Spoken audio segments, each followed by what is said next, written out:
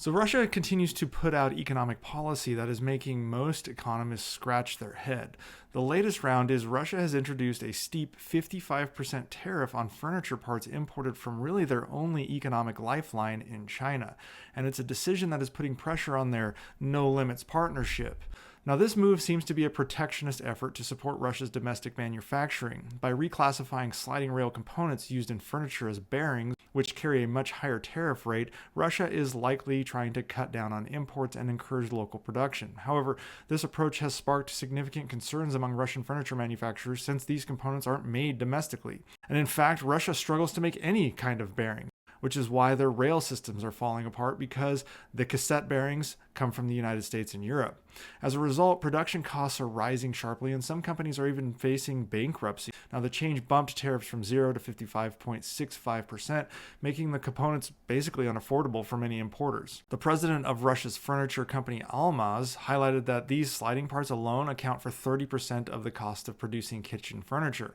The Association of Furniture and Woodworking Enterprises of Russia has warned that these tariffs will push local production costs up by 15% and make it more profitable just to import fully assembled furniture, which only faces a 9 to 12% tariff.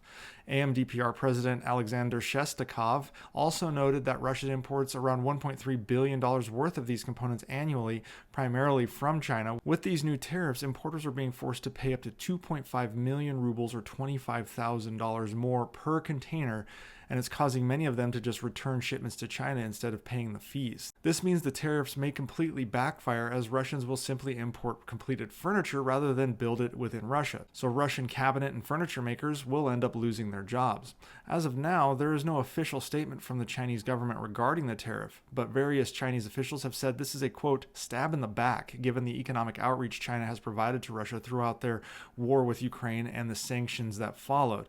The fact that they are a fellow BRICS nation with China makes this a contentious policy as well. So Russia should probably tread lightly, as China is their only viable economic lifeline. If Russia loses China as an economic partner, it will only accelerate Russia's economic doom.